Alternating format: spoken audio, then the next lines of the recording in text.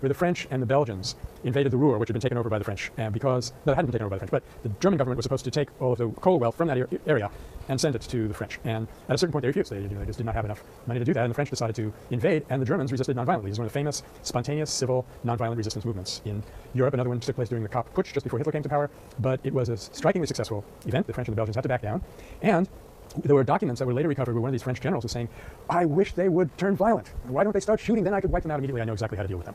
When they're carrying on like this, I am helpless. He literally said that. However, that wasn't your question. I just kind of got carried away.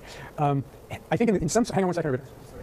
The question was, were the not nonviolent prisoners affected by the witness of these nonviolent prisoners?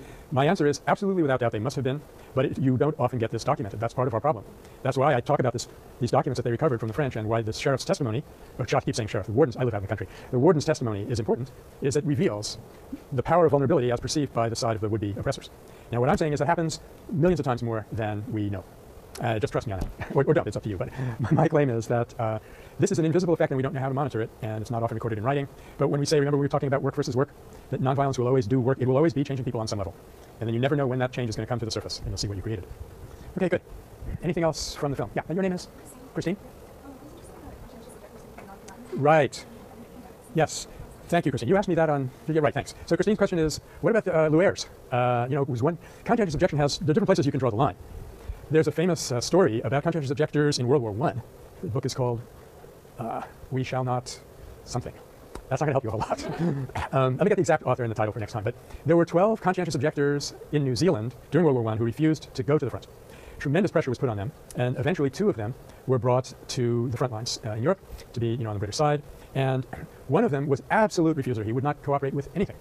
But they wanted him up there in the trenches. They didn't want him back in the camp, so they had to put wires on this poor guy and drag him across these duck boards and these mud fields until his clothing was worn away and his body was being lacerated. They did this to him every day. And there's another CO in the camp who is very similar case, and he writes the book actually, and he decided that he would go up to the trenches and stand there without a weapon. So that's what he drew his line. And these 2 guys argued, you're not a real conscientious objector. So it really does become problematic. Here we have this principle, okay, I will not participate. But in what form will my non-participation take? And then you go even further down towards cooperation, you get these medics, and it's really troublesome, and in fact, I don't have any answer for it, and that's rare. Let's enjoy this, folks, because how often are you going to come to a question that I won't be able to make up some kind of an answer? But in one way, don't forget, Gandhi did this twice. Gandhi was involved in military service 4 times, and 2 of those times he was in ambulance. He actually organized an ambulance corps. So on the one hand, you're saying, my job is to heal people, not to hurt them. You're giving me an opportunity to do this, I'll do it this way. But in another sense, you're sanitizing the war a little bit. In a way, and I'm not saying which way is right, it's a real dilemma. But in a way, it would do more harm to the war system if there would be no medics, and you leave the people there bleeding to death, because the fact is, as we're seeing right now in Iraq, there's a certain number where the pain gets intense enough where people say, we don't want this anymore. It's a horrible issue. I don't really know what to say about it, but I have noticed that if you look at the fictionalization of war projected into the future, like Star Trek and things like that, okay, in the real world, weapons have gotten bigger and bigger and bigger till a nuclear exchange would destroy everybody. But in their fantastical imaginations, it infuriates me because they make billions of dollars on this stuff, and I can hardly keep one nonprofit going. In their imagination, weapons have shrunk down to these little flashlights. You go ching, ching, ching. What they're doing is sanitizing war so they can keep on fighting it. So that's, nonviolence does simplify things tremendously, and it solves a lot of problems, but there are still some gray areas. And I think what we have to decide about those gray areas is to leave it up to the individual's conscience. I think that's a very safe thing to do. Gandhi said that if a person believes something to be right, for him, that thing is right and proper. In other words, there's a kind of relativism there, that if you do something that you believe to be right, you will eventually discover that it was actually wrong. But if you start fudging, you start like Quentin Koop saying, well, you're helpless when you're part of a big system, then you'll never discover experientially whether what you did was right or wrong. So again, it's work versus work. You have the opportunity to convince or force everybody out of the army, or let them discover on their own that killing is wrong. For purposes of long-term evolution, it's much better to go the other way. So that, I think, I said I didn't have any answer for this, but it turns out I have one actually, and I'm glad. I think in these gray areas, you just leave it up to the person to decide honestly what is the right thing to do. And even if it isn't the right thing, they will find that out. Okay. Anything else? I've got 1 or 2 more I'd like to share with you. Yeah, Matthias. Well, just kind of the sense of feeling of how difficult it is to resist. I mean, instantly, these people seem like we're portrayed as cowards, not fighting the good cause. Yep. Whatever that is so present, and always been still is today. Yep. The big picture is always strong. The main thing that is strong. Yep. And sometimes people say, we're saying it's enough. Yep. They're portrayed as the weak betrayers. Yeah. Yeah, I even heard when I was studying in Heidelberg, I overheard an argument in an office about some people that were not standing up to their responsibilities, and one person was saying to another, "Ach, Sie sind lauter Kriegsdienstverweigerer. These people are nothing but conscientious objectors." I wanted to, So what can you do about that? One thing you can do is what some of those guys did: prove that you're not a coward. Jump out of an airplane, have typhoid shot in your veins, starve yourself to death. Is this an ideal solution? No. I mean, we would like nonviolence to be for ourselves as well as other people. Shannon?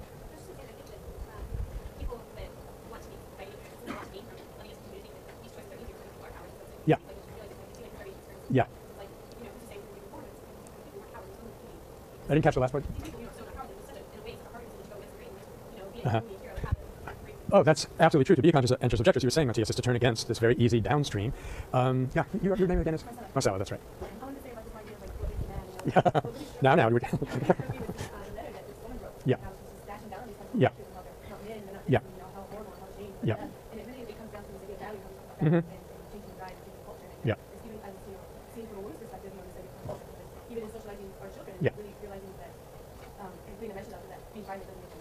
Yes. Mm-hmm. Yeah. Yeah. Bullfrog Films did a very good thing in putting that letter in there, and the narration was very good. It was going to say, if you can really be called man. Now, this is an issue on which a lot of work has been done, probably starting in the 80s, and in a way, to get rid of this idea that in order to be a man, you have to be violent, we would ultimately have to change the whole culture, which, as you know, I have no problem with. But maybe in a smaller way, we could approach it as an image of the meaning of a gender. And people have been working on that. There's a lot of literature and books on how we have genderized violence in this way and how to get out of it. Yeah, in the back. I just wanted to mention a Tough Guys. basically about how media helps push this portrayal of genderized violence. Yeah. Yeah. And I think one of the things that we've been discovering in this work is that this is not so sweet for the guys. It does not help them. It does not give them an easy ride to be told that if you trample on other people, you'll be successful. It's not a very comfortable way to live. You're going against things that are in your nature. Zoe? Also in terms of opposition, Yes. There'd be no problem, yeah. How we need to internalize our minds in times of peace, but in our relationship, Yeah. international relationships. Yeah. If we eliminate power struggle and work to enable both sides to talk one another each other, Yeah. national inequalities will be dealt with. Yeah. Not that way for Mm-hmm.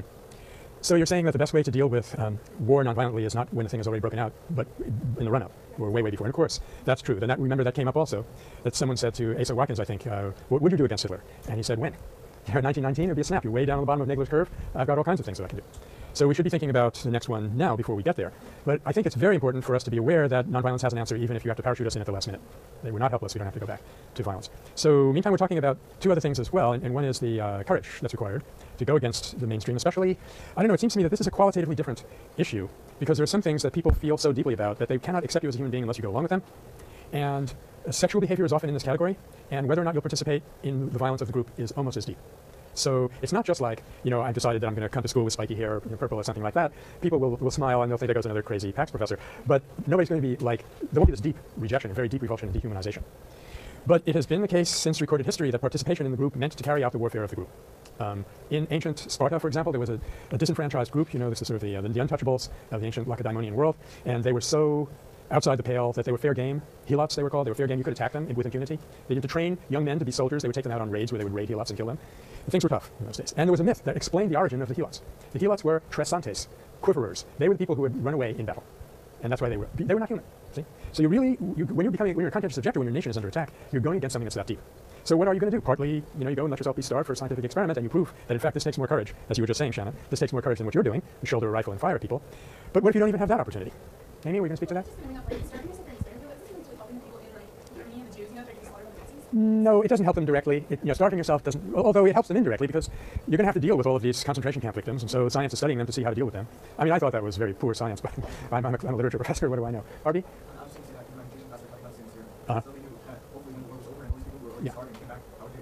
Yeah. Yeah. Okay, I mean, I hate to be the wet blanket on all of this. I mean, what Arby is saying is true. They were studying this in order to help these starvation victims, but at the same time, the Allies were refusing to bomb the concentration camps. So it's a very mixed picture. There's no such thing as a good war. You can no more win a war than you can win an earthquake, as Margaret Mead said. So the picture is a lot more muddy than you think, unless you ask yourself the question, are we dealing with violence or non-violence? Then things become clear. But here's what I was leading up to. There may come a time when you have no way to prove that you are indeed a man, or whatever it is, and nobody will believe you. And if you're really committed to, if your t-shirt says, I heart PNV, you go ahead and do it anyway. Ultimately, you do not do nonviolence for a reference public. That's a term that sociologists use. We talked about it in connection with the civil rights movement, that they started orchestrating demonstrations in such a way that the public would get the message. And you do that when you're dealing with large numbers and you're dealing with a movement. But when you're talking about person power and your ultimate humanity, I think we have to be prepared to face the eventuality that we may be in a situation where nobody will appreciate us, and the only friend we'll have is our own conscience. Personally, I think that if you're okay with that, eventually other things will come into line. Somehow people pick up on that and they grudgingly respect you. There's lots of stories like that in the annals of nonviolence.